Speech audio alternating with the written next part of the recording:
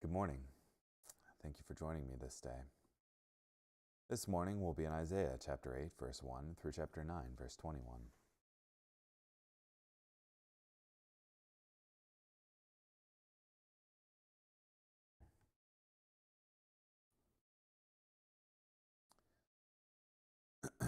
Then the Lord told me, "Take a large tablet and inscribe these words on it with an ordinary stylus.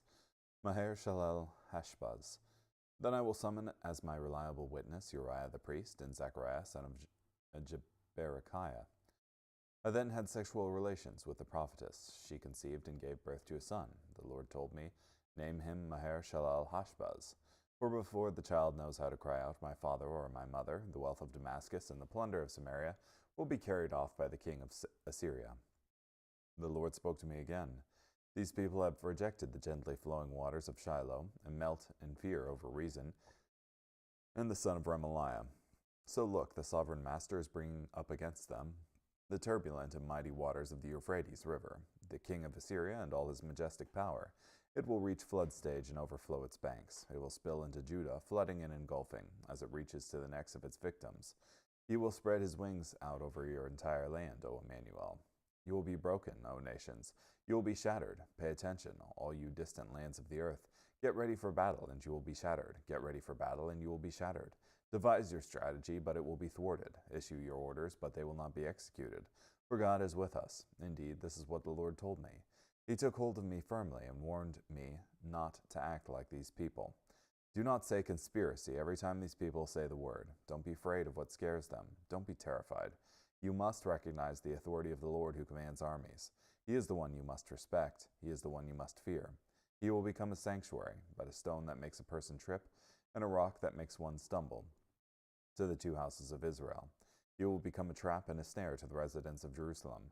Many will stumble over the stone and the rock, and will fall and be seriously injured, and will be ensnared and captured. Tie up the scroll as legal evidence, seal the official record of God's instructions, and give it to my followers. I will wait patiently for the Lord who has rejected the family of Jacob. I will wait for him. Look, I and the sons whom the Lord has given me are reminders and object lessons in Israel, sent from the Lord who commands armies, who lives on Mount Zion. They will say to you, Seek oracles at the pits used to conjure up underworld spirits, from the magicians who chirp and mutter incantations. Should people not seek oracles from their gods by asking the dead about the destiny of the living? Then you must recall the Lord's instruction in the prophetic testimony of what would happen. Certainly they say such things because their minds are spiritually darkened. They will pass through the land destitute and starving. Their hunger will make them angry, and they will curse their king and their God as they look upward.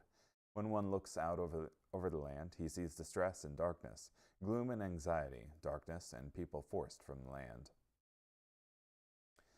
The gloom will be dispelled for those who were anxious. In earlier times he humiliated the land of Zebulun and the land of Naphtali, but now he brings honor to the way of the sea, the region beyond the Jordan, and Galilee of the nations.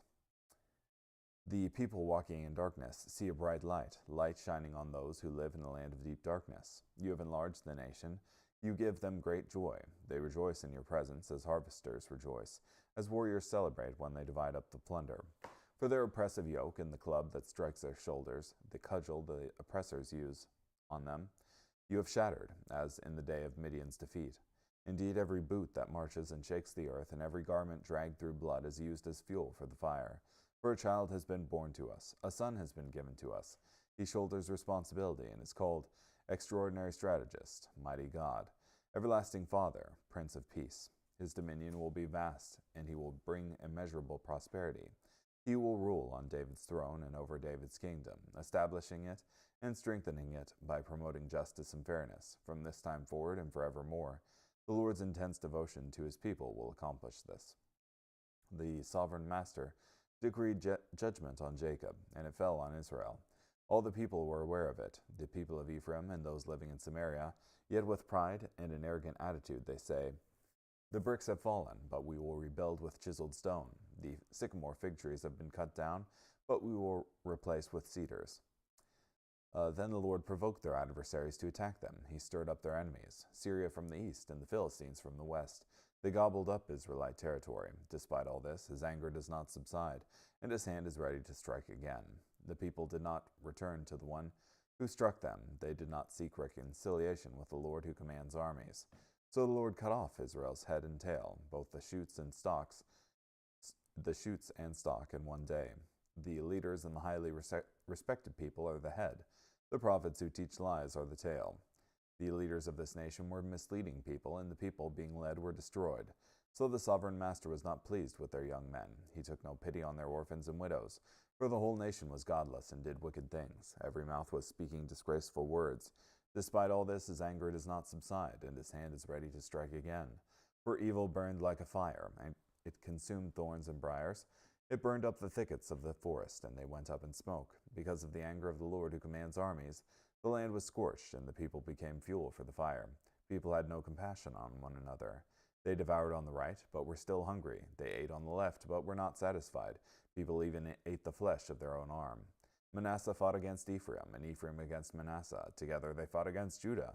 Despite all this, his anger does not subside, and his hand is ready to strike again.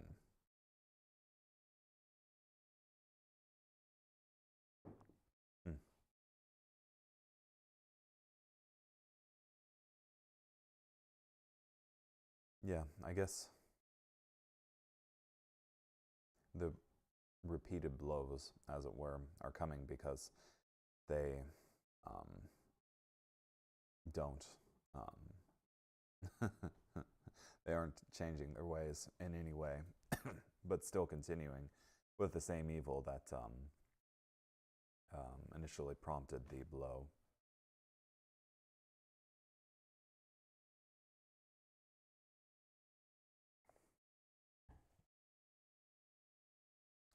Really enjoy like 8:12 in particular. Do not say conspiracy every time these people say the word. Don't be afraid of what scares them. Don't be terrified. You must recognize the authority of the Lord who commands armies. He is the one you must respect. He is the one you must fear. And I think that's, especially in this day and age of disinformation and limited trust, there are many such cries of conspiracy at every falling leaf, shall we say. But ultimately, it's God who has sovereign control over everything. And rather than fearing the power of men, we need to fear and revere the power of God.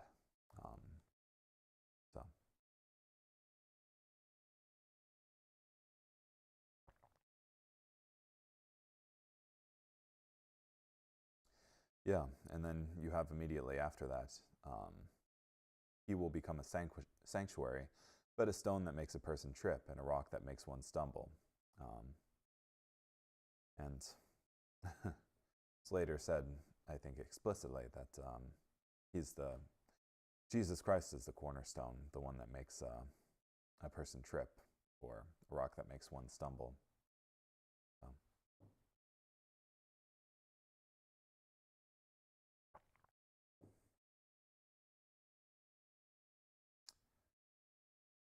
Yeah, and then you have very plain spiritism being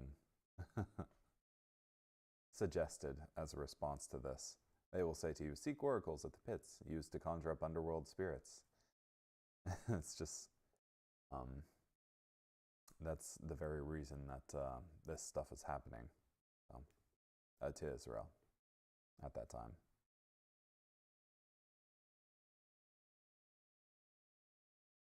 You also have prophecy of the coming Messiah from Galilee, which, contrary to one of the disciples saying, does anything good ever come from Galilee?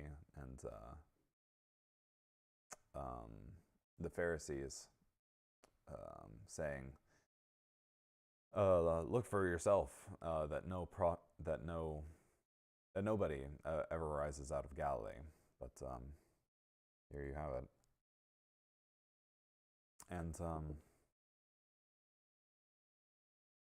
following that prophecy, you have that this person arising from Galilee is going to be called Eternal Father. So, or wonderful counselor. The Bible isn't so flippant in its use of words as we are, and only ascribes the word wonderful to God and his acts. So the fact that this prophecy concerns God, it uses multiple pieces of reaffirming language to say that this is God who's coming. So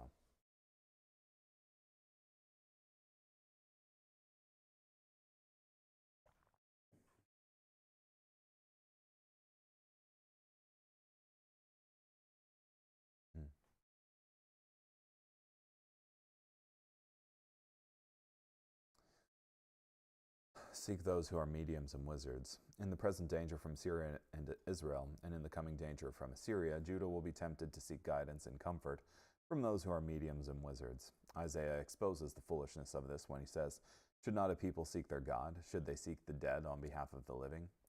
When you are in trouble, shouldn't you seek God? If you can't rely on your God when you are in trouble, then what good is your God?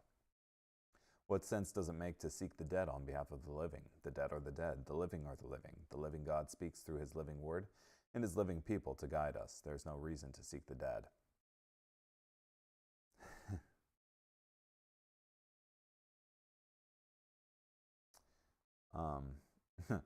This passage also exposes the foolishness of praying to the saints. The exact same question should be asked, should they seek the dead on behalf of the living?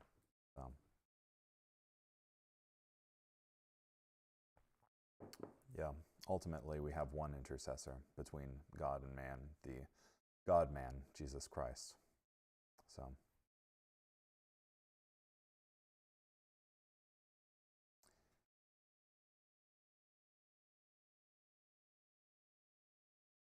rather than directing our intercession to a saint, we should direct it to the God who has said, "Cast all your cares on him because he cares for us."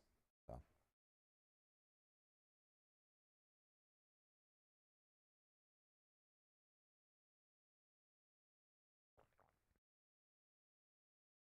For unto us a child is born, unto us a son is given. Most straightforwardly, Isaiah uses the Hebrew literary tool of repetition to emphasize the point. The child is born, the son is given. At the same time, we recognize the hand of the Holy Spirit in the specific wording. For unto us a child is born. The glorious prophecy of the birth of Messiah reminds Israel that the victory-bringing Messiah would be a man. Theoretically, the Messiah could have been an angel, or the Messiah could have been God without humanity. But in reality, neither of those options would have qualified the Messiah to be our Savior and High Priest, as Jesus is.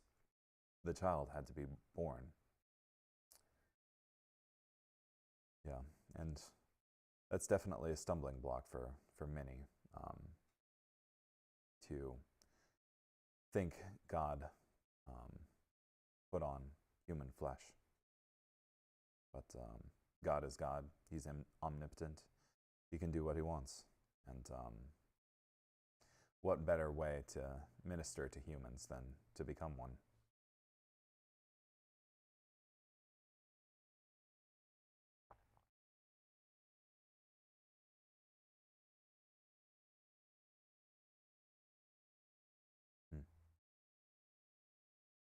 And the government will be upon his shoulders. Ultimately, this will be fulfilled in the millennium when Jesus Christ will rule the earth as King of Kings and Lord of Lords. Okay, carrying on. 2 Corinthians chapter 12, verses 1 through 10. It is necessary to go on boasting, though it is not profitable. I will go on to visions and revelations from the Lord. I know a man in Christ who 14 years ago, whether in the body or out of the body, I do not know, God knows, was caught up to the third heaven. And I know that this man, whether in the body or apart from the body, I do not know, God knows, was caught up into paradise and heard things too sacred to be put into words, things that a person is not permitted to speak. On behalf of such an individual I will boast, but on my own behalf I will not boast except about my weaknesses.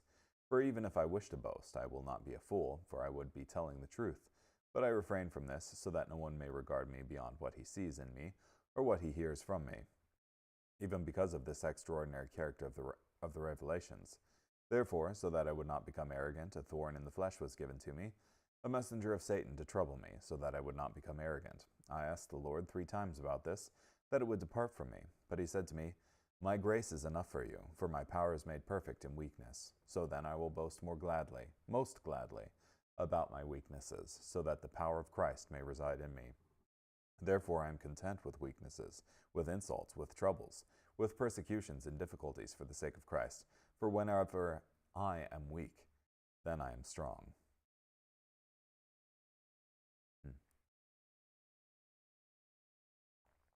So, Paul is relaying this vision of paradise that he experienced. And even though he shifts to the third person to explain this vision in 12:7, it's revealed the character of the vision, the subject of the vision. Therefore, so that I would not become arrogant, a thorn in the flesh was given to me. So the same person who had the vision was the same person this thorn in the flesh was given to.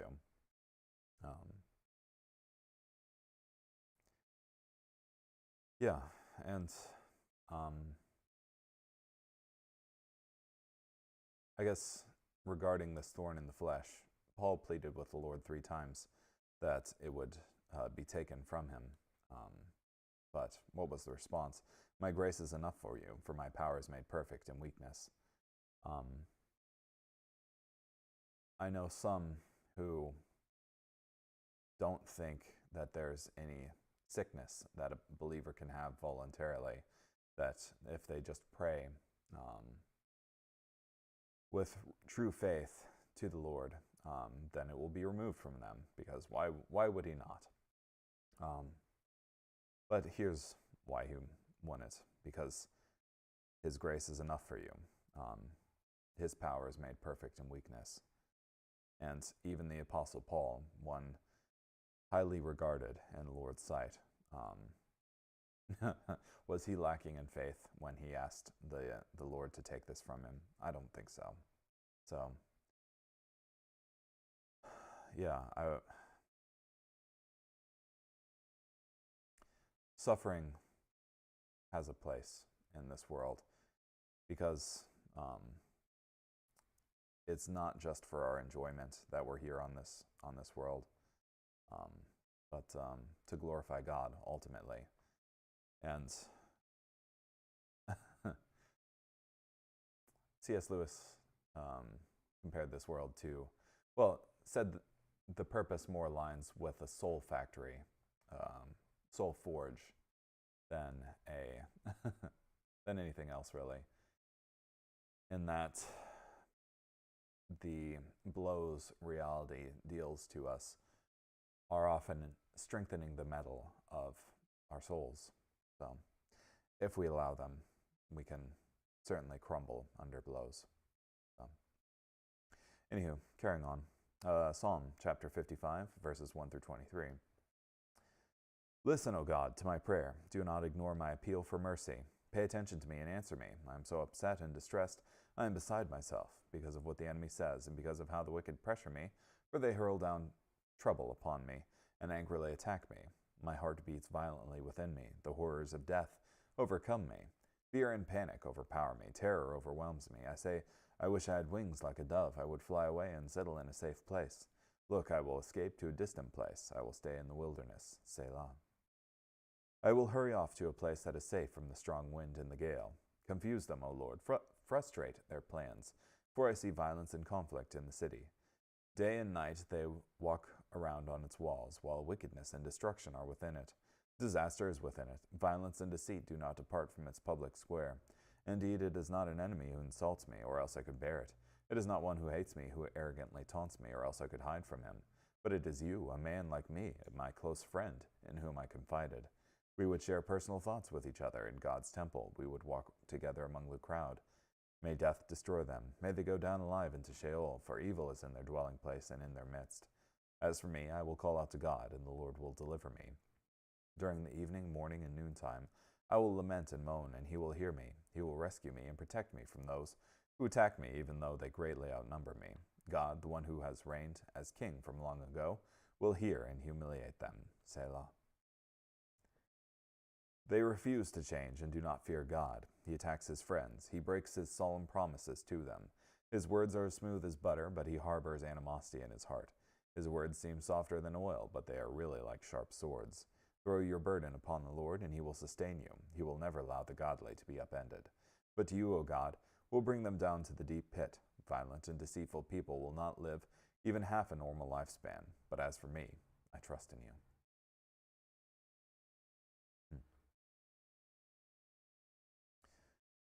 The sting of betrayal. Proverbs 23, verses 4 through 5.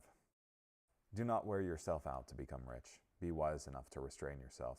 When you gaze upon riches, they are gone. For they surely make wings for themselves and fly off into the sky like an eagle. Yeah. Okay, well, thank you so much for joining me today. Hope you have a great day.